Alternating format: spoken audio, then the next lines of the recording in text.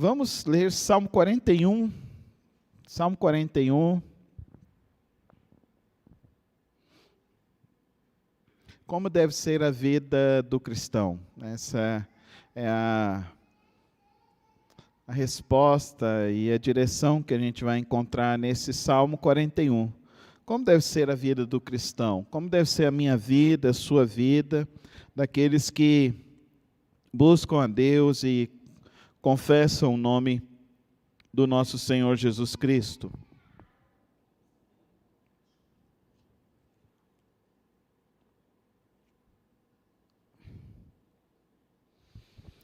Como é feliz aquele que se interessa pelo pobre. O Senhor o livra em tempos de adversidade. O Senhor o protegerá e preservará a sua vida.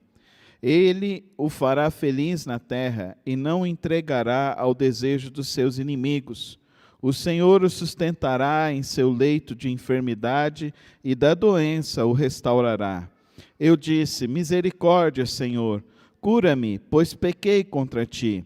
Os meus inimigos dizem maldosamente a meu respeito: quando ele vai morrer? Quando vai desaparecer o seu nome? Será que alguém vem visitar-me, fala com falsidade, enche o coração de calúnias e depois as espalha por onde vai? Todos os que me odeiam juntam-se e cochicham contra mim, imaginando que o pior me acontecerá. Uma praga terrível o derrubou, está de cama e jamais o levantará. Até o meu melhor amigo, em quem eu confiava e que partilhava do meu pão, voltou-se contra mim. Mas tu, Senhor, tem misericórdia de mim. Levanta-me para que eu lhes retribuo. Sei que me queres bem, pois o meu inimigo não triunfa sobre mim. Por causa da minha integridade, me sustens e me pões na tua presença para sempre. Louvado seja o Senhor, o Deus de Israel, de eternidade a eternidade. Amém e amém. Obrigado, ó Pai querido, por tua palavra, e que nesta noite, ó Deus, nossos corações estejam desejosos de compreender a tua vontade, o teu querer para o nosso viver, em nome de Jesus. Amém. Então, queridos irmãos, como deve ser a vida do cristão? Será que a vida do cristão é uma vida sem problemas? Será que a vida do cristão, andar com Deus, é viver uma vida sem dificuldades? É ser guardado, é ser blindado contra qualquer tipo de adversidade? O Salmo 41 deixa isso muito bem claro para nós. Quem escreveu é Davi, o homem segundo o coração de Deus, e ele diz aqui que ele está enfrentando lutas e aflições e enfermidades. Quem não está atravessando por alguma situação dessa? Lutas, aflições ou enfermidades. Então, essas coisas nos acontecem. Estamos sujeitos às lutas em nossas vidas. Lutas, às vezes, com outras pessoas, lutas, às vezes, contra a nós mesmos, contra a nossa inclinação ao pecado, lutas, às vezes, com os traumas que vamos carregando ao longo da nossa vida. Quantos de nós não passam, então, por aflições, circunstâncias em que nós não sabemos como elas se originam, mas estamos aí a enfrentar? E aqui ele fala que ele está sendo caluniado, que as pessoas estão odiando a ele. Isso é uma aflição na alma. As pessoas, a gente tenta tratar elas bem, tenta tratar as pessoas no sentido de que elas possam se sentir bem ao nosso lado, e de repente são essas pessoas que nos traem, são essas pessoas que saem falando mal contra nós, saem criando intrigas contra nós. Querido irmão, querida irmã, saiba que Davi está dizendo que isso aconteceu na vida dele. Ele enfrentou lutas, enfrentou aflições, e agora ele está dizendo que está enfrentando enfermidade, que ele está num leito, que ele está internado, que ele está ali. Qual que é a perversidade da religião? E da perversidade da teologia positiva e da teologia da prosperidade? É achar que alguma dessas três situações tem a ver com pecados não confessados. Isso é muito triste. Isso é muito triste. Eu quero te dizer, querido irmão, nesta noite, lutas, aflições, enfermidades que nós atravessamos são oportunidades, amém? Amém? Amém? São oportunidades. São oportunidades para quê? Para que de fato a sua fé esteja no Senhor, o nosso Deus, amém? Porque é bom louvar a Deus quando as coisas vão bem, difícil é louvar a Deus quando as coisas vão mal. Você está no meio de uma luta, está no meio de uma aflição, está no meio da enfermidade. O que eu mais ouço de crentes? Pastor, não dou conta de orar.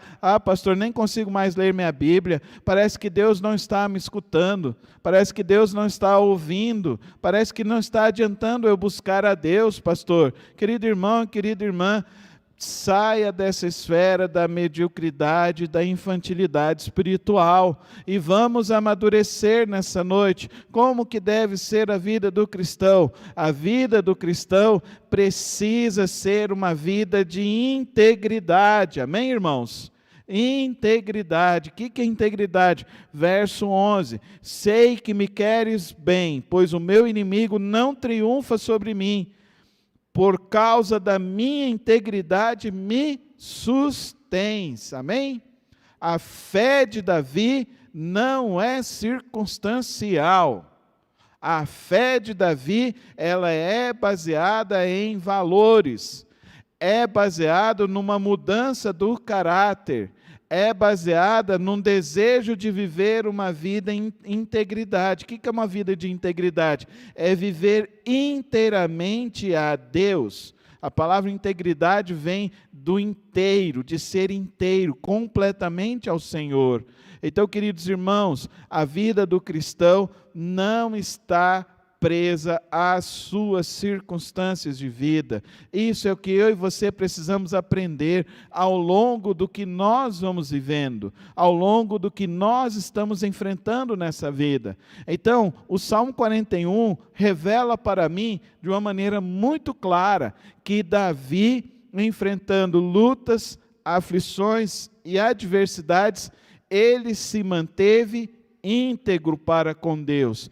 Íntegro no sentido de que ele tem valores, íntegro no sentido de que a fé dele está em Deus, porque ele adora a Deus sabendo que ele é o único Deus, sabendo que só existe esse Deus, que não há outro Deus que tenha poder como o Senhor, o nosso Deus.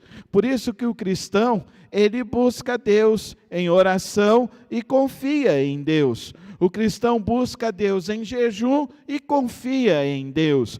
O cristão passa pela dificuldade, mas ele não fica se entregando a essas dificuldades e simplesmente deixando de ter a sua fé em Deus. Não. O que Davi está fazendo? Ele está louvando, está escrevendo um texto, está escrevendo um caderno de oração. Querido irmão, o cristão normal, ele deveria ter um diário de oração. Você deveria ter o seu diário de oração. Hoje você tem até a tecnologia para fazer isso. Hoje eu achei tão interessante que eu peguei aqui no celular e tem aquelas anotações e eu comecei a falar. E eu fui falando tudo que estava acontecendo comigo. Aí depois eu peguei aquele texto, coloquei lá no Google e pedi para que ele corrigisse. Aí ele corrigiu o texto, eu falei, nossa, que coisa incrível é isso. A tecnologia está aqui na nossa mão, mas o que você está fazendo com ela? Você está glorificando a Deus? Você está usando isso para aprender e desenvolver a sua fé no Senhor? Você está fazendo que isso faz com que a sua fé esteja cada vez mais em Deus? É isso que Davi está fazendo na vida dele. Ele está passando lutas, ele está passando aflições, ele está enfermo, mas ele está entendendo de que a vida dele não pode vacilar no meio das lutas, no meio das aflições e no meio das enfermidades. Amém, irmão? Fala comigo assim, eu não vou vacilar. Fala com fé de novo. Eu não vou vacilar. Você entendeu? Não deixa a sua fé vacilar. Não deixa o inimigo vir com coisas na sua mente. O verdadeiro cristão é aquele que se mantém no Senhor. Se mantenha em Deus. E olha que interessante o que Davi revela para nós também. Além desse valor da integridade como vida, ele também nos mostra que esse cristão, ele tem uma vida de generosidade. Verso 1. Como é feliz aquele que se interessa pelo pobre, o Senhor o livra em tempos de adversidade. O comum da vida cristã é a generosidade. Não é o orgulho, não é a ganância, não é a aparência, não é esse... Eu acho tão interessante isso, que tem pessoas que se endividam para viver, para ter um carro novo. Se endividam para fazer uma viagem, depois fica aí 2 anos pagando uma viagem. Não, querido. O melhor é você pegar e ter a condição de ajudar alguém. Fazer o bem ao outro. Fazer o bem a quem está precisando. Nós, como cristãos, nós precisamos entender algumas coisas, algumas verdades da palavra. Deus vai fazer a sua vida prosperar. Quantos aqui acreditam nisso? Eu acredito nisso. Deus vai fazer a nossa vida prosperar. Se você trabalhar, você vai plantar, você vai colher. Não é o que nós acabamos de cantar? Vou plantar e colher. Então você vai plantar, vai colher no tempo certo, no tempo de Deus. Mas você vai colher para quê? Para vaidade? Por orgulho? Para se endividar mais e mais? Para o seu cartão de crédito ser uma navalha? Não, querido irmão, Deus quer derramar na tua vida para que você possa ser generoso. Amém, irmãos? Nós estamos neste mundo para fazer generosidade. Nós estamos neste mundo para sermos íntegros na nossa fé e estamos também para ser generosos. A qualidade da vida do cristão, ela precisa transformar. Nós estamos aqui para ajudar pessoas, para fazer com que a vida das pessoas melhore, a vida das pessoas se transforme. Você está ajudando quem? Às vezes nós precisamos começar a avançar, prosperar. E é tão interessante isso, queridos irmãos, porque nós cristãos, nós temos uma visão extremamente... Então a gente quer ser mais do que isso, querido irmão. O maior ato de todo-poderoso. Amém, irmãos?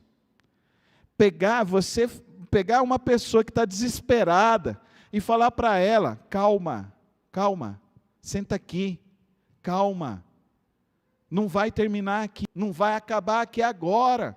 Calma, tem um Deus que Ele quer agir sobre a sua vida. Você tem essa palavra de vida, você tem essa palavra que é poderosa, você tem essa palavra que pode transformar outras vidas. E nós precisamos entender isso. Nós precisamos entender isso, que essa palavra precisa ser transmitida às pessoas, porque essa palavra é poderosa. Ela não traz alívio para o seu coração? Então imagina para quem está desesperado hoje, que está precisando desse alívio. Essa palavra não te traz uma paz? Imagina para quem agora está numa angústia terrível, precisando de uma paz. Então, como é feliz aquele que se interessa pela dor do outro. Isso é empatia. Tempos de adversidade, mas não é só essa promessa. O Senhor o protegerá, preservará a sua vida, e Ele fará feliz. Você já parou para imaginar isso? Que o seu ato de generosidade vai produzir reflexos poderosos na sua existência? Olha que coisa maravilhosa. Olha que coisa. Mas a sua generosidade precisa, além de dar o pão, dar a salvação para as pessoas que precisam conhecer o Deus Todo-Poderoso, o Deus que protege, o Deus que guarda, o Deus que salva, o Deus que liberta. Mas pastor, eu não consigo pregar isso, eu não consigo ajudar isso. Mas você, com o seu ato de generosidade, você pode ajudar a manter esses projetos que a igreja tem, o Lar Batista, que a gente não dá conta de pegar uma criança que está na rua, às vezes, para cuidar, mas a gente tem um Lar Batista, então Deus vai te abençoar para você, Lar Batista, e você ter o seu propósito de contribuir mensalmente para o Lar Batista. Ah, pastor, mas eu não dou conta de os drogados. Não, mas a gente tem um Ministério Pão e Vida, que entra lá dentro do mocó, e tira a pessoa lá de dentro do mocó, aquela pessoa que estava lá, ninguém conseguia nem olhar para a pessoa, já estava até fedendo lá, quase morta. Eles tiram aquela pessoa lá de dentro, leva lá para casa, lá para o Ministério Pão e Vida, dá um banho nela, reergue essa pessoa. Daqui a 9 meses, essa pessoa está sendo reintegrada na sociedade, está começando a trabalhar, está reescrevendo uma nova história, está voltando para a família. Dá para você entender? A gente precisa trabalhar, a gente precisa sustentar lá. Ah, pastor, mas eu não dou conta de falar com essas pessoas que são drogadas. Ah, mas a gente tem a Águas de Cristo, que está pegando essas pessoas drogadas e está libertando essas pessoas. Não existe evangelho de generosidade, entenda isso. Não existe evangelho sem integridade, entenda isso. Essas duas realidades precisam estar presentes em nossas vidas. E se eu não dou conta de ir lá fazer, então eu apoio, eu contribuo. Aí eu penso assim, Deus, eu preciso ganhar mais, porque eu preciso ajudar mais. Quando alguém me liga, igual o pastor Luiz Walter fala, pastor Carlos, lá no Piauí, lá, o pastor lá, está com lá, tem 3 mil. Isso não coaduna com o Evangelho. Isso não coaduna com Cristo Jesus. Porque a vida com Cristo é diferente, é integridade, é caráter. É caráter. A palavra tem a ver, é o seu sim e o seu não. O seu sim é sim, o seu não é não. E tem a ver com generosidade. Pega as 5 maiores igrejas de Goiânia e vê se eles têm algum trabalho social. Era para a gente estar hoje, aqui em Goiânia, era para a gente ter um hospital que poderia estar ajudando as pessoas que necessitam dentro dessa cidade. Mas é interessante isso. Eu fui ontem lá levar o atestado da Soraya, lá no local onde ela está trabalhando. Então ela foi transferida lá para o leste universitário. Aí eu cheguei lá, eu encontrei um irmão, que há muito tempo ele trabalhou no seminário teológico, o irmão Itamar, e ele faz um trabalho muito bonito. Ele diz que se formou em educação física, e lá na praça, lá perto, ele reúne as pessoas da terceira idade, faz ginástica com elas 2 vezes por semana, para que elas não fiquem na depressão, e as pessoas estão sendo curadas por isso.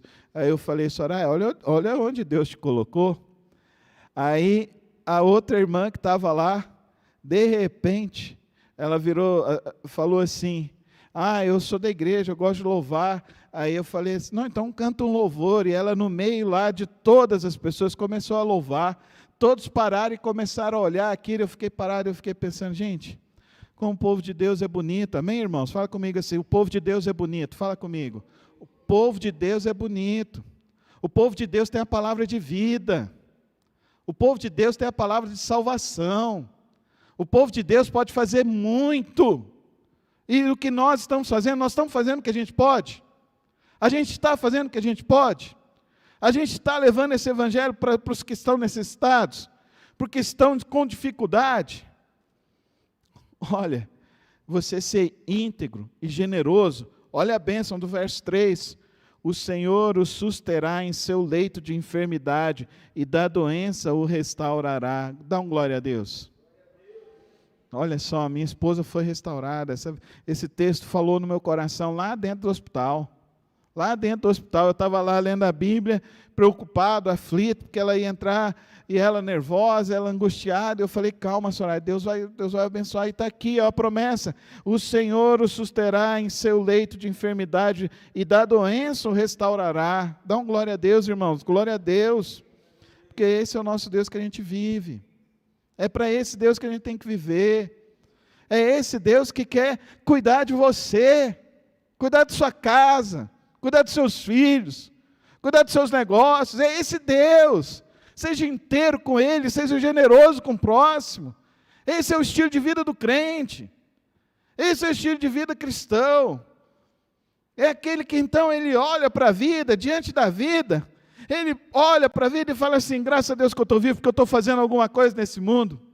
Eu estou fazendo algo de diferente nesse mundo. Nós estamos aqui porque Deus tem um propósito com as nossas vidas. Nós temos uma missão neste mundo. E a nossa missão, queridos irmãos, a missão do povo de Deus é levar esse evangelho libertador e que salva, e que transforma, e que regenera a vida das pessoas. É esse Deus que tem poder. É esse Deus que pode agir. E é esse Deus que vai te guardar. É esse Deus que vai te guardar. Então não coloca a sua esperança, a sua alegria em nenhum outro lugar. Olha o que ele fala, verso 9. Até o meu melhor amigo, em quem eu confiava e que partilhava do meu pão, voltou-se contra mim. Mas Deus não, amém, irmãos?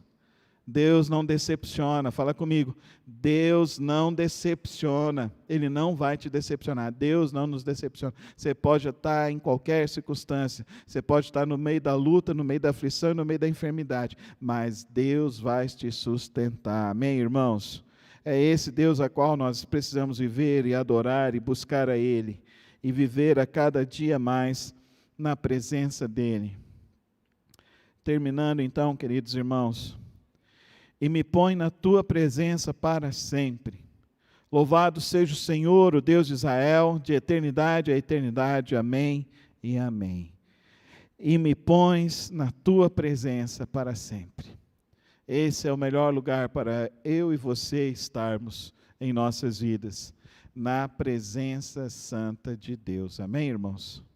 Na presença santa de Deus. Esse é o melhor lugar que você tinha para estar hoje, nessa noite, estar aqui, na presença de Deus, amém? Dá um glória a Deus para mim. Glória a Deus, porque você está no melhor lugar.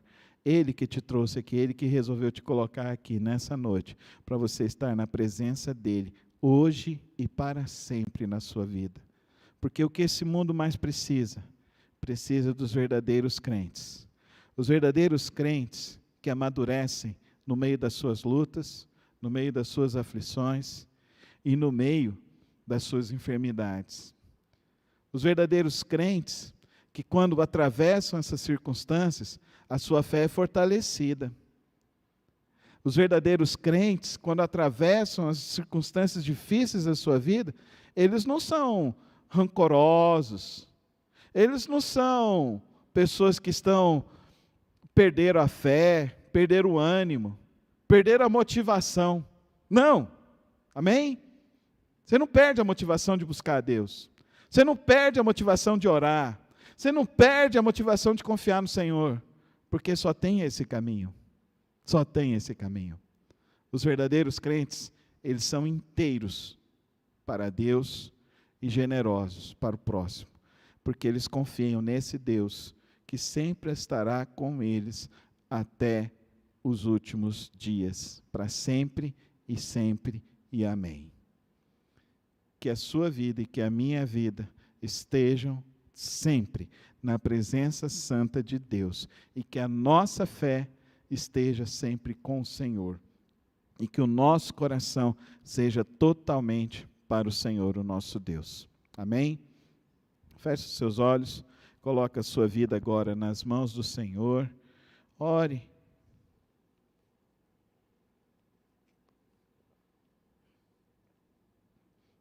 No que Deus te falou hoje? No que Deus te desafiou nessa noite? Peça ao Santo Espírito de Deus que Ele te fortaleça hoje, que Ele renove a sua fé, Ele vai renovar, que Ele te guarde, Ele vai te guardar, e que Ele fará com que você viva inteiramente para o Senhor, o nosso Deus.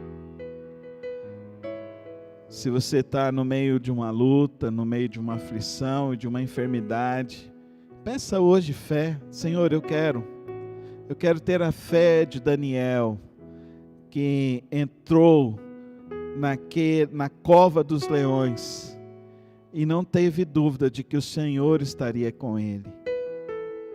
Tenha a fé de Sadraque, Mesaque e Abidnego, quando eles entraram na fornalha, E eles sabiam que o Senhor estaria com eles e que nenhum fio de cabelo deles seria tocado pelas labaredas de fogo.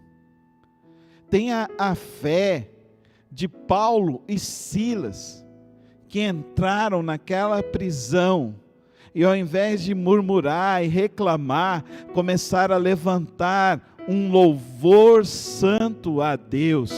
Um louvor que invadiu ali as estruturas daquela cadeia, que chegou a ter um tremor de libertação. Tenha a fé do apóstolo Pedro, que quando ele foi ser morto, crucificado, ele sabia que ele estava ali para dar glória a Deus. Nós somos chamados para isso, irmão, para uma fé verdadeira, para uma fé poderosa, para uma fé que deixa marcas profundas na vida de pessoas. E assim, ó meu Deus e meu Pai, eu quero colocar nossas vidas em Tuas mãos e quero rogar, ó Santo Deus, que o Senhor fortaleça os nossos corações, fortaleça as nossas vidas para enfrentar as lutas, as aflições, as enfermidades, para enfrentar as traições, enfrentar a falsidade deste mundo, com integridade, ó Santo Deus, com generosidade, que o abrir dos nossos lábios seja para abençoar os que estão ao nosso redor, seja para glorificar e exaltar o Teu santo nome. Toma as nossas vidas, ó Pai querido, toma as nossas vidas nesta noite, e que o nosso viver seja sempre para a Tua honra e para a Tua glória, hoje e sempre. Amém e amém. Amém.